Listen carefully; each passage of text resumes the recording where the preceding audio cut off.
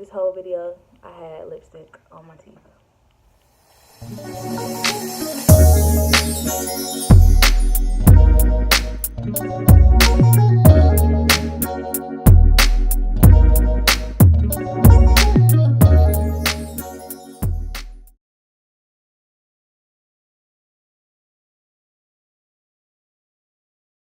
I'm gonna tell the story about my labor and delivery and how literally nothing went as planned, y'all. Like, nothing. Don't plan your life out because God is just gonna laugh at you and be like, let me slap you with reality real quick. January 17th, and I think it was like 1 o'clock at 1 o'clock a.m. on the 17th when I finally decided, okay, maybe my water really broke.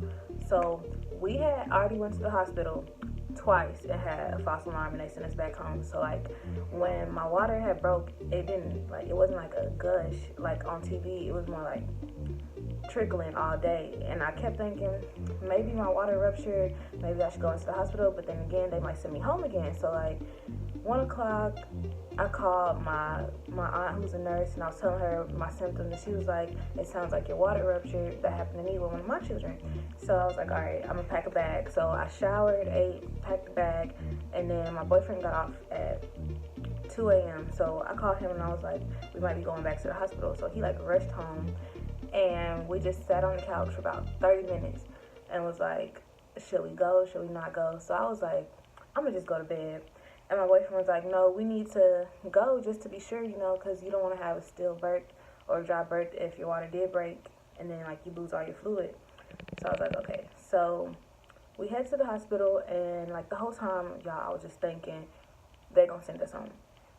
So we get into the room, check in, and she does this test on me like with a swab, and she was like, all right, it takes about 20 minutes for us to run the test and see if it's your fluid or if it's just like discharge or something. And I was like, all right. So I'm laying down in the bed and I was hungry, so I was just like, babe, can you go give me some hot chips? And he comes up with like all these snacks, and we're just eating. And the next thing you know, the nurse comes in and she's like, oddly enough, it was your water breaking. And we were so shocked. Like, we just looked at each other like, because we wasn't ready for that. We thought we was going to get sent back home. So she takes us into the room where I'm supposedly supposed to be having my vaginal birth, because that's what I planned, a vaginal birth. So we're in the room, and for the next 12 hours, y'all, I'm just in labor, dilating, none, but in a lot of pain, feeling these contractions, because I've never felt these contractions like this. Like the Braxton Hicks contractions didn't hurt nowhere near as much as the real thing, and I was just breathing through them. Like in my mind, I was still gonna have a natural birth because I'm the type of person who's more scared of a needle than childbirth. Like I was not trying to have the epidural. So they keep checking me every 2 hours, and they're like, you're not dilating, you're just at like a 1, and then I got to a 2, and they kept like pushing the idea of maybe getting epidural, so when I did have contractions, I wouldn't be so tense and maybe he'd come down more. So finally, I was like, okay, I'll get the epidural. So they come in, put the needle on my back, and I don't feel anything. Like literally, I was over exaggerating about that pain. I thought it was gonna hurt, and it didn't hurt. And then they checked me another 2 hours after that. I'm sleeping through contractions at this point, and they're like, you're at like a 3. About 4 hours later, they were like, you're at like a 3.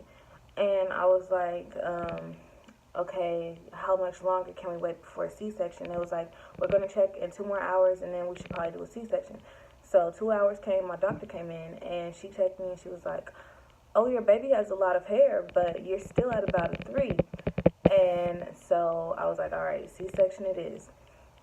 Y'all, I was praying in my head the whole time. I was just crying. I was like, I'm be in so much pain. I'm going to end up not getting the anesthesia enough, and it's going to hurt. Y'all, I was over exaggerating. I get into the room, and before they start, like they put a blanket up to right here. So I'm laying down, and all I see is this blue blanket. They put the blanket up, and before they started, I was like, y'all, where's my boyfriend? Can my boyfriend please come in here before y'all start? And they was like, we're gonna get him. So I couldn't feel anything like from the waist down, like from half my stomach down. I couldn't feel anything, and I kept thinking to myself, like, I'm so uncomfortable, I just want to move my legs, but I was not able to move my legs at all. So finally my boyfriend comes in, and he holds my hand, and we're just sitting there, like, talking regularly, like as if I'm not about to give birth. Like, we're over here just talking, like, laughing and stuff. And then he finally says, hey, can y'all tell us when y'all start? And the doctor goes, we already started. And we didn't, like, I was like, what? Like, I don't feel anything. So that was great. And then next thing you know, my anesthesiologist was standing next to me. He goes, you're about to feel a lot of pressure. And, like, as he's saying that, I'm feeling the pressure, and then I hear crying, and I just burst out in tears because my son was finally here. It had been a long 9 months, but he actually came on his expected due date, January 18th. And my boyfriend got to hold him first, and I was so jealous. And, like, from the second he came out until I finally got to hold him, it felt like an eternity. Like, I was just laying there like, can y'all please hurry up and sew me up so I can hold my son? And I didn't know what they were doing down there. It just felt like a lot of pressure. Like, it didn't feel like I was getting sewn up. I just felt pressure, and I was just like, my mind wasn't even really on feeling pain. It was just on holding my child. So I finally got to hold him. They put me back on my stretcher and took me back to the room where I would have been having a vaginal birth, and my family was in there, and everybody got to see him. And I uploaded a video of that, like, of him actually coming. And then they sent me upstairs to where I'd be, like, staying for the next few days. And I ended up staying at the hospital for 3 days. When I finally took the epidural out, y'all, I felt all that pain. All that pain I was scared of feeling, I felt it. And it wasn't even the incision that hurt. It was, like, above my stomach, well, above the incision in my stomach that was hurting.